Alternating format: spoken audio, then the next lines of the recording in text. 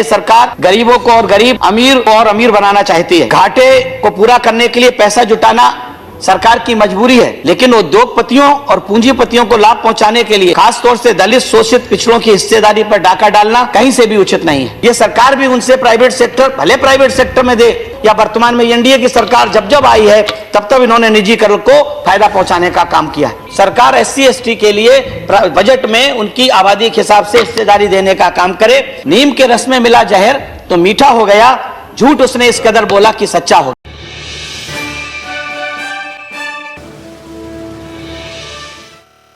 मैं आभारी हूं अपनी पार्टी की नेता आदरणीय बहन जी का कि उन्होंने मुझे पार्टी की ओर से बोलने के लिए अधिकृत किया।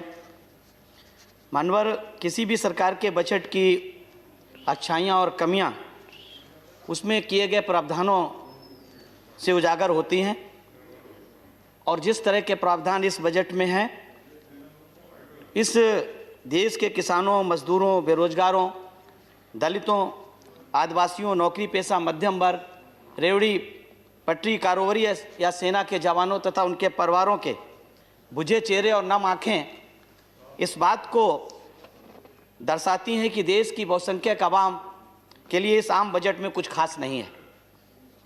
मानवर इसमें कोई संदेह नहीं है कि पिछले लगभग 1 वर्ष से कोरोना महामारी से उत्पन्न हालात ने भारत की अर्थव्यवस्था को भारी नुकसान पहुंचाया है, जिसके कारण मंदी की मार झेल रहा देश महामंदी की गिरफ्त में आ गया।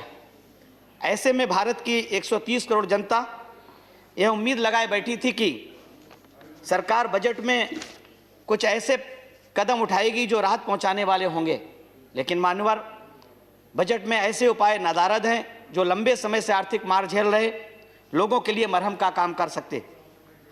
मानवर इस बजट ने देश के लोगों को, खासकर गरीबों, कामकाजी तबके, मजदूरों, किसानों या स्थायी रूप से बंद हुई औद्योगिक इकाइयों से हुए बेरोजगार हुए लोगों को निराश करने का काम किया है। माननीय उपसभापति महोदय, बजट जब लोकसभा में पेश होता है तो हर समाज, हर तबका, हर वर्ग के लोग उत्सुकता के साथ उसमें अपने समाज के बारे में सोचने का काम करते हैं कि उनके लिए क्या करें। मैंने इस बजट को बहुत गंभीरता से और ध्यान से पढ़ने का काम किया। बजट स्पीच को मुझे भी इसमें निराशा हाथ लगी है। मानवर सरकार ने जिस आक्रामक तेवर को अपनाते हुए नीति आयोग को विनिवेश के लिए नई कंपनियों को सूचीबद्ध करने एवं सरकारी संपत्तियों को मुद्रित करने के लिए कहा, इस बात को दर्शाता है कि सरकार गरीबों को और गरीब, अमीर को और अमीर बनाना चाहती है। यदि ऐसा ना होता तो सरकार ने बजट में विनिवेश के माध्यम से इस वर्ष भी पिछले वर्ष के 2 लाख करोड़ की तुलना में इस बार 175 हजार करोड़ रुपए जुटाने के लिए सरकार की जो उपक्रम है, जैसे एयर इंडिया है, शिपिंग कॉरपोरेशन है, भारत अर्थ मूवर्स है, BPCL है, कंटेनर कॉरपोरेशन ऑफ इंडिया है, BEML है, पवन हंस है, नीलांचल इस्पात निगम लिमिटेड है, IDBI बैंक के अलावा 2 सार्वजनिक क्षेत्रीय बैंकों और 1 सामान्य बीमा कंपनी को निजीकरण करने का प्रस्ताव रखा है। प्राइवेट कंपनियों को बिजली वितरण के लिए भी आह्वान किया है। सेंट्रल वेयरहाउस को किराए पर देने की या बेचने की बात कही है।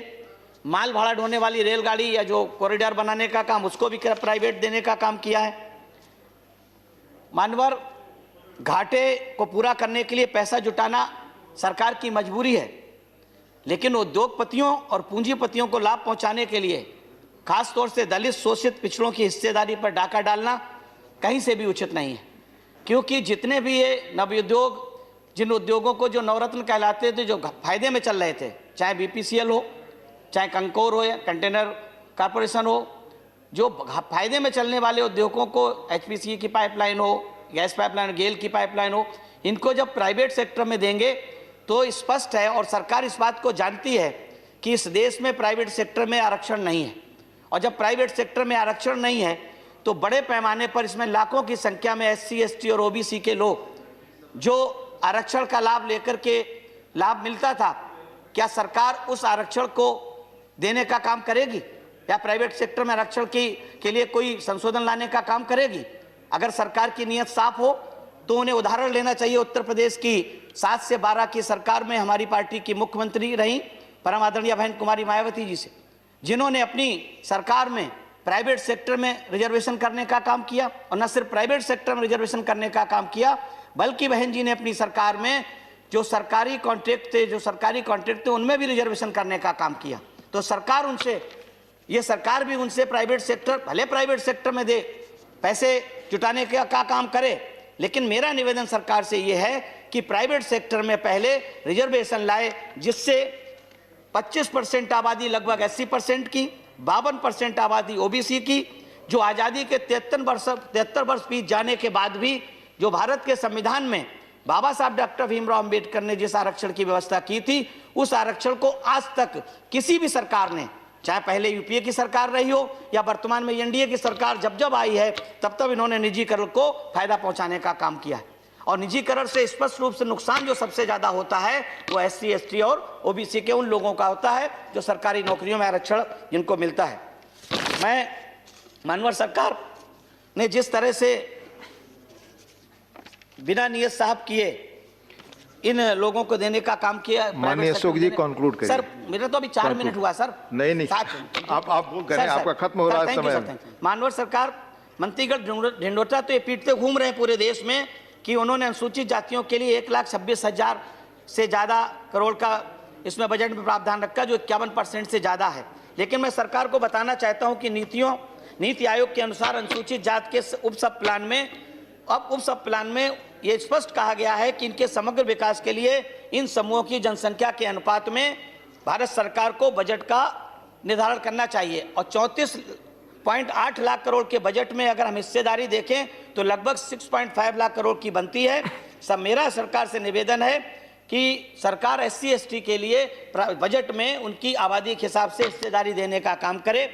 मानवर दलित छात्रों की शिक्षा हेतु भी सरकार ने पोस्ट मैट्रिक के लिए 3,416 करोड़ आवंटित किए हैं। मेरा सरकार से निवेदन है कि जो 6 साल में 35,200 करोड़ आवंटित करने का प्रावधान किया गया है, उस प्रावधान में से अगर हम 6 वर्षों बराबर बांटे तो भी 5,000 करोड़ बनता है। मेरा सरकार से निवेदन है कि 5,000। धन्यवाद सर अपनी 4 लाइनें खत्म करके सर बस। धन्यवाद सर, 1 सेकंड सर। धन्यवाद सर के अभी माननीय मंत्री जी ने कहा है, मैं ये कहना चाहता हूं कि इस तरह की तकरीरें हुई, चुनौतियां देने का काम भी किया गया, मंडियां खत्म करने की बात की नहीं हुई गई। मैं इन 4 लाइनों के साथ कि सदन में धन्यवाद। मैं आपका समय बहुत पहले पूरा हो चुका है। 10 सेकंड माननीय सदन में सर 10 सेकंड सर 10 सेकंड सदन में तकरीरें हुई हैं। मैं 4 लाइनों के साथ कि नीम के रस में मिला जहर तो मीठा हो गया, नीम के रस में मिला जहर तो मीठा हो गया, झूठ उसने इस कदर बोला कि सच्चा हो गया। धन्यवाद। झूठ उसने इस कदर बोला धन्यवाद, सच्चा हो गया। धन्यवाद। उजला था माननीय विनय विश्वम जी, थोड़ी देर को समझे। माननीय विनय विश्वम जी, थैंक यू। माननीय विनय। अगर आप चाहते हैं गरीब हर वंचित इंसान की आवाज आप तक पहुंचे तो हमारे चैनल को सब्सक्राइब करें और बेल आइकन का बटन दबाना ना भूलें। देखते रहिए बहुजन न्यूज।